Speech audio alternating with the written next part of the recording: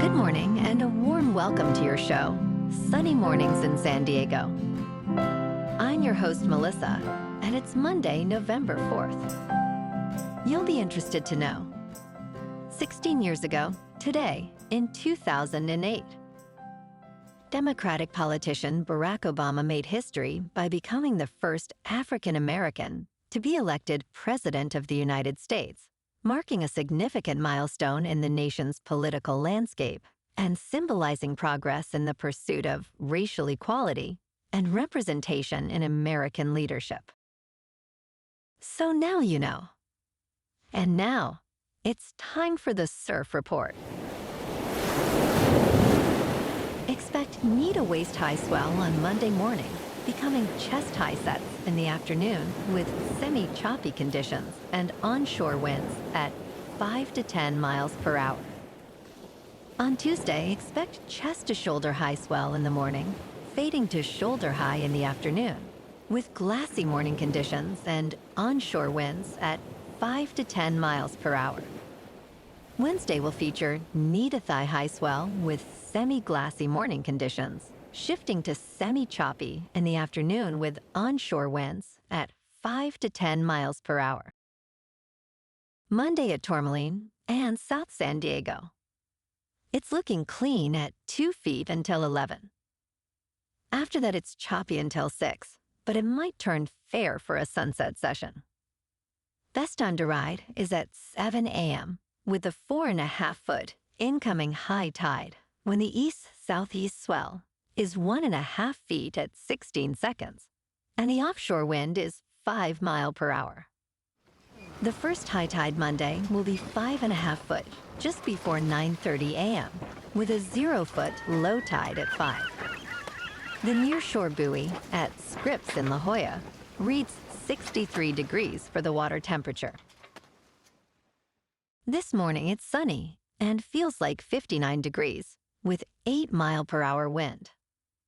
The sunset will take place at 4:54 and it will rise again tomorrow at 6:10. It looks like we're in for a sunny Monday with a high near 71 and a breezy northwest wind gusting up to 25. Tonight, expect clear skies and a low of 52 with light northeast winds. Looking ahead in the weather, expect sunny skies on Tuesday with a high near 71 and light northwest winds. Wednesday and Thursday will also be mostly sunny with highs near 69 and 70.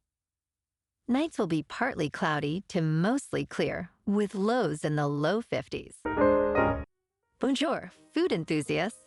This podcast is brought to you by Versailles Cafe and Pastries in Encinitas.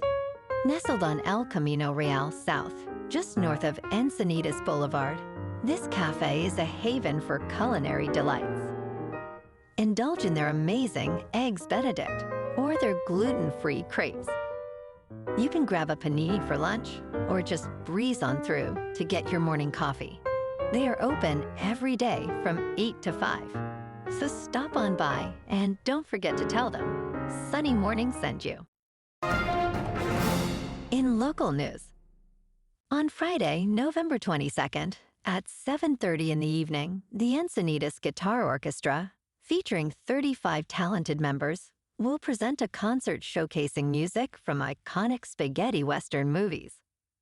This event celebrates the legendary character, the Man with No Name, portrayed by Clint Eastwood, in films directed by Sergio Leone, with music composed by the renowned Ennio Morricone. The concert draws inspiration from Once Upon a Time in the West and the Dollar Trilogy, including A Fistful of Dollars, For a Few Dollars More, and The Good, the Bad, and the Ugly. The concert takes place at Bethlehem Lutheran Church, located at 925 Bellore Drive, Encinitas, with a suggested donation of $20. General seating is available, and no reservations are required. For more information, visit their website.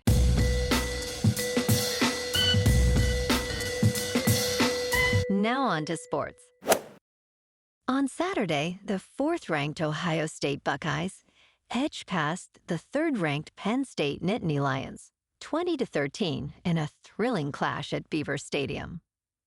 Ohio State quarterback Will Howard overcame early setbacks, including a pick six, to throw for 182 yards and 2 touchdowns. Penn State's playoff hopes dimmed despite quarterback Drew Allar's valiant effort. Ohio State's defense stood strong in the end, sealing their 8th consecutive win over the Nittany Lions. On Sunday Night Football, the Minnesota Vikings, now 6-2, overcame the Indianapolis Colts, who fell to 4-5 with a 21-13 victory. Sam Darnold threw 3 second-half touchdowns, despite 4 sacks and 3 turnovers. Justin Jefferson dazzled with 137 yards. Joe Flacco, replacing Anthony Richardson, struggled, throwing 1 interception.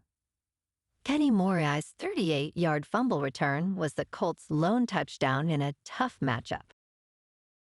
In local sports, yesterday the Chargers dominated the Cleveland Browns in a commanding 27-10 victory.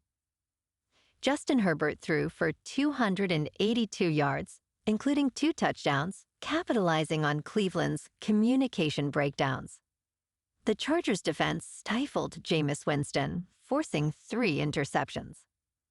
Despite stellar play from Myles Garrett, the Browns fell to 2-7, while the Chargers improved to 5-3, continuing their impressive streak against Cleveland.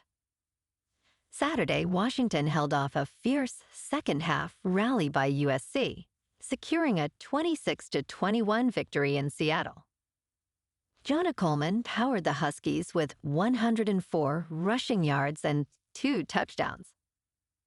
Despite 293 passing yards and 2 scores from Miller Moss, USC fell short, plagued by 3 interceptions.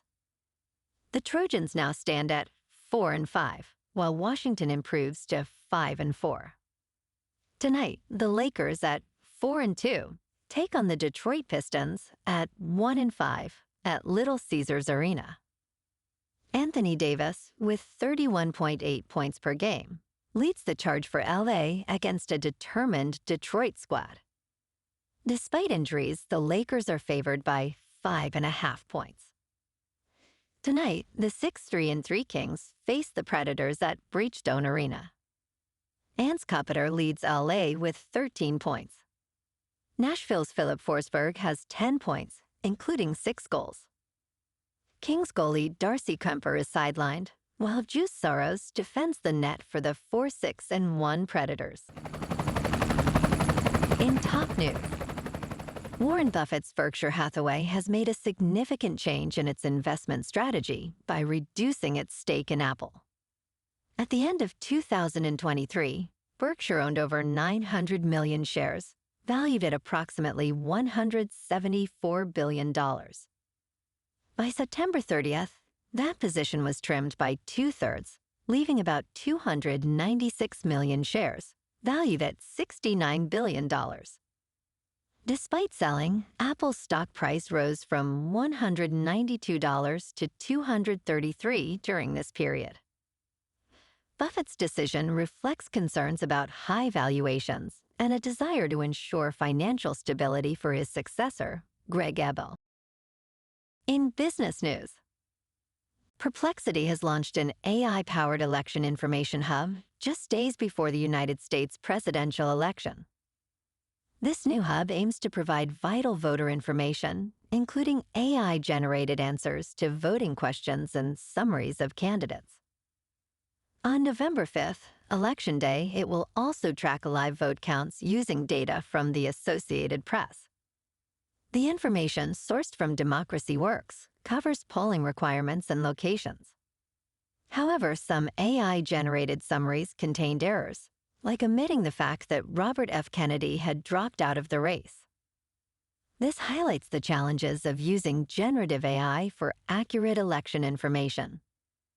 In crypto movement, Bitcoin is just over $69,100.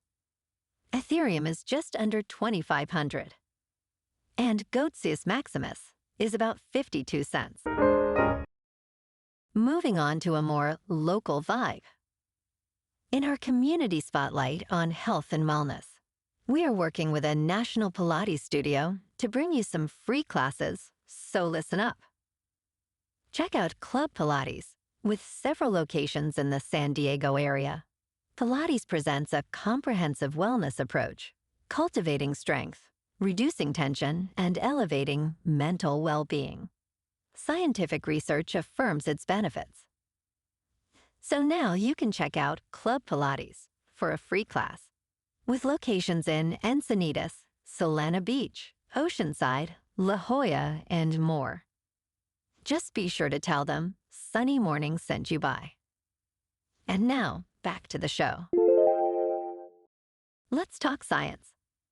Do you have a twin stranger? Recent research reveals that total strangers can share striking resemblances due to genetic similarities.